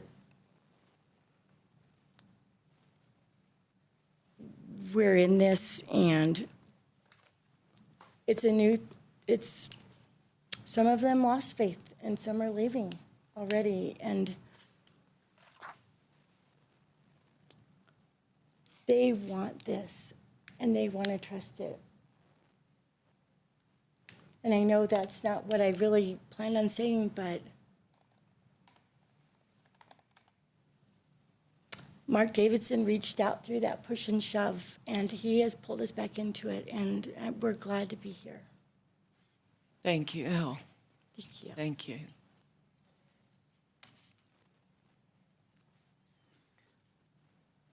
Other questions? And for discussion? Time for discussion. So I guess I could go if no one else. Go ahead. Again, I just want to say how much I really think the measures of success is just such a great tool to have in this. There's one in particular that I think might be missing something important, which is your prairie dog. There's nothing in there about maintaining a sustainable prairie dog population or maintaining the necessary genetic diversity across our fragmented prairie dog habitats. With the rest of the sort of like pollinator habitat and other things, you talk about increases in quality or habitat or something like that. And in prairie dogs, it's all reduction and removal, as opposed to anything that says we want to maintain, in the areas where appropriate, a very strong, sustainable colony or colonies of prairie dogs. And I think that is a really valuable part of what we discuss a lot in other plans about this.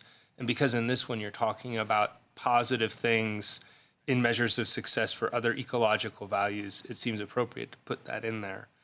And then the second one is, in some of these, you do a great job of discussing what the desired condition or desired outcome is, say pollinator habitat, desired condition, increased number and diversity.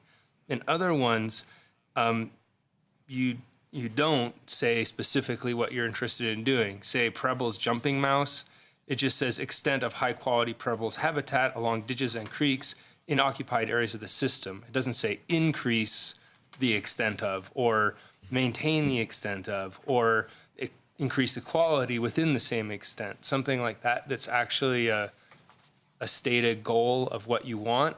And it also gives a quantifiable thing to measure, to say we've increased the extent and that's good, as opposed to we decreased the extent and that's a measure of success. So I was just saying, maybe put in active verbs in there to say what you intend to have as the outcome, so that when we look at this, it can be measured.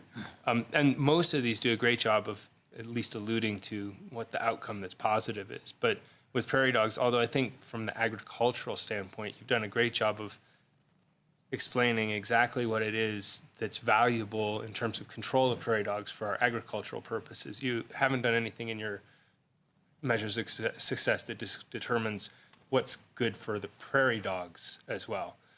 So I just say that might be an additional measure of success that could be put in. That's my only discussion. Other than this is awesome. So the grassland plan does define those, and we can allude to those or put those in.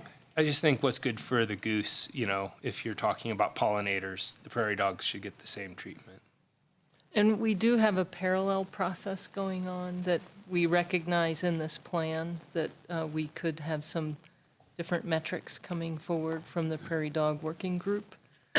So we just want to be thoughtful about that. There might be other things that come forward from that. And there might be a phase 2 of that Prairie Dog Working Group, or it appears there will be a phase 2. Maybe.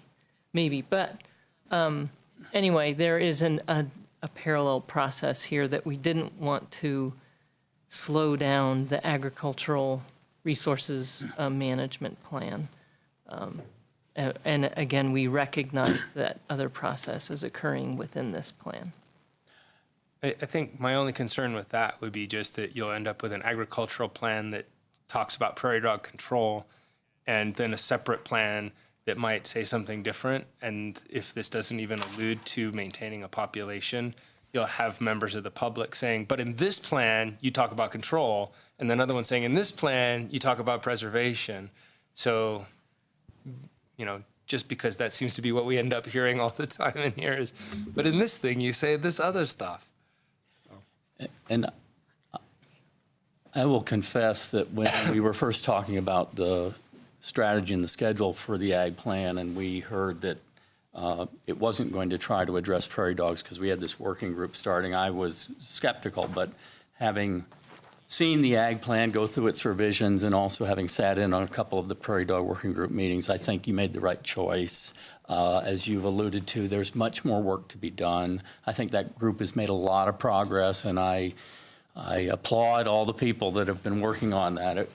It's been an interesting and challenging process, but I will say the amount of learning that's gone on by all the members of the group is just astonishing. So kudos to the folks that designed that. And the only thing else I'll say are just sort of general praise for this. I think it is a great example of integration across resources, which we haven't really had a chance to do yet. And it's wonderful to see what something can look like when it addresses everything. I think looking at the public comments on the survey, also looking at the public comments on the plan, I feel heartened because this is an opportunity where the public could have said, agriculture is destroying open space. And I didn't see anything like that. I also, setting aside the challenging issue of prairie dogs, which we all are heavily focused on, I also didn't see a lot of people saying, well, you guys are spending so much effort and there's so many constraints from environmental management that you just can't do agriculture here. I see general acceptance of the coming together of agriculture and the environmental resources management, and I think that's been verified by the public and by this plan. So I will just echo what others have said. It's a great piece of work. Congratulations. I wanted to echo the compliments and good thoughts. And there was one specific comment I had made at the study session about making a specific recognition of the role of equestrianism on agricultural lands. And no one on the board had a different view of that. But I didn't see it in here, although there's occasional references under existing conditions to the existence of some horse access, but I propose on page 143, because I think equestrianism has a particularly strong connection to agricultural lands, that I would propose there's two objectives. I would propose a third, which I'll just read. Recognizing the historic connection between equestrianism and agriculture, pursue and preserve reasonable equestrian access across agricultural lands. I think I would propose to specifically call that out as an objective without, not obviously putting in quantitative metrics or any of that stuff. I think, you have to look at the lands in particular, but I think that should be called out. We can add that, Tom. Is that specific and only to equestrian access across those lands? I mean, are you separating that from pedestrian access? Well, I did want to, I'm certainly all in favor of other, and would be happy to also talk about other objectives if people think that more ought to be said about those. I just feel there's a somewhat distinctive equestrian issue. I mean, certainly hikers, mountain bikers, others have access issues and want to preserve that. I think there's a somewhat different historic, equation between equestrianism and agriculture that ought to be sort of separately recognized. And Tom, we did add it. There is a section, it's not in the public passive recreation, and it maybe is just complementary to what you just said, but we did add horse boarding listing on page 33 in figure 12. We added horse boarding as one of our agricultural activities, and then in the existing conditions, we just talked about the importance of horses and an important element of the OSMP agricultural program in landscape. So that might just be complementary to what you said, but we did add some language trying to acknowledge that relationship, just in a different section. No, I appreciate that. I would still, and thank you for pointing that out. Still think there's value in calling that out as an objective, Sure. along the lines of what I've proposed. We can add that. I had a suggestion also under the agricultural management working lands. I'd like on page 52, it kind of buries all the way down, the contribution of the lessees to the management and cost savings. And you had a nice couple lines that said, operation and maintenance activities on leased landscape leads to significant cost savings to the department. And I'd love to see that moved up closer to, on page 16, under existing conditions, some way that we could work that in so that's right up front. I like the addition that we put where we thank the leasees in the beginning, but I'd like to see that worked a little closer in. Sure. We can move that up. Thank you. And I'm going to make a general comment, which is that I think we've done a wonderful job, but I am concerned that we don't have the base rate set for the leases yet, and that does concern me to move ahead on this management plan without anything but a hypothetical.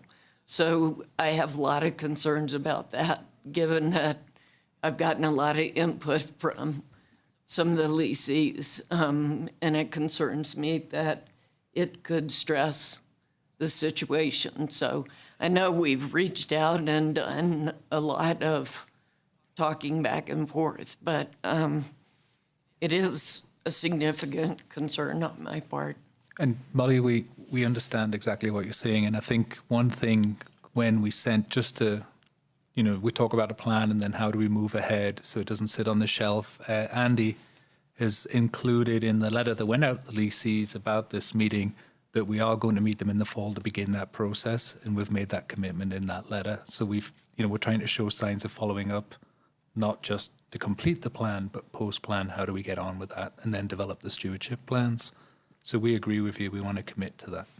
Yeah, I guess I'm mindful that some of the leases come due at the end of December. So if we're meeting with them in the fall, that's a pretty tight schedule. So. Yeah, we've committed to the tenants that we will include them very strongly in these discussions, and there'll be a transition process for the leases. If we're this fall, for example, if we are just beginning discussions and haven't made any headway, we won't change lease rates without finishing discussion. We've heard loud and clear from them that they want to be involved, and we're going to make every effort to do that. In fact, I'm also putting together some information to get some economic help from outside professionals to help us with that. So we are moving forward, and we're going to take it very serious from outside input and working closely with the ag lessees on that. I had one other comment about or just a question, the economist that's going to come help out with the consulting, will they be a local person from Boulder County? Right now, we're looking at doing mostly a request for qualifications. So Okay. we would certainly look at someone who is familiar with the Boulder County agricultural economy. Hopefully you can find someone local, but that is a big factor in who we would select. Okay, thank you. Since this is an actual motion on an approved plan, I think you had mentioned having some additional comments. My own suggestion would be if it's unlikely like a typo or something, I think that's fine to clear up. If it's something a bit more substantive, you probably ought to mention them. Right, I don't want to run through what they are and just make sure we're all okay with them. I think it's fine to leave to staff to integrate them into just as some of these other comments have been worked in, so the motion is implicitly and as amended. But I don't think we should be, after the meeting, sending additional comments. I think it'd be better to. I agree. No, they're just typos and things Oh, okay. I found. Yeah, Okay. yeah. Got it then. But Typos.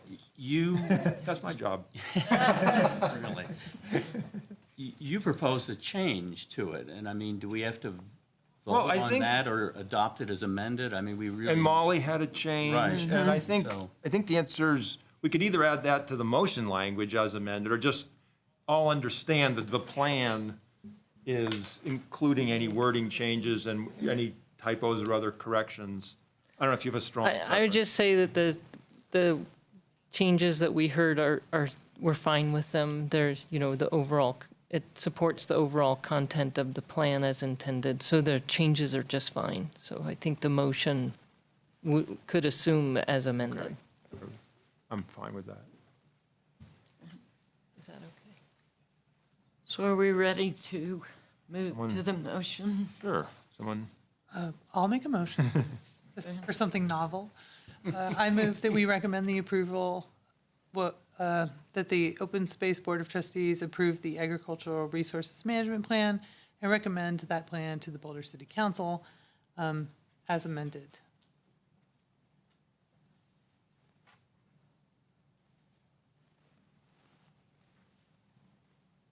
I'll second. All in favor?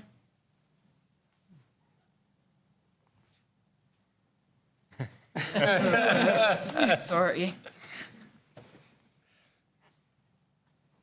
Well, thanks so much to the staff team, the community that has engaged with this process, and to the board members and your former colleagues as well. Here, here. Thank you. Okay. Okay, so the next, let's see, where are we?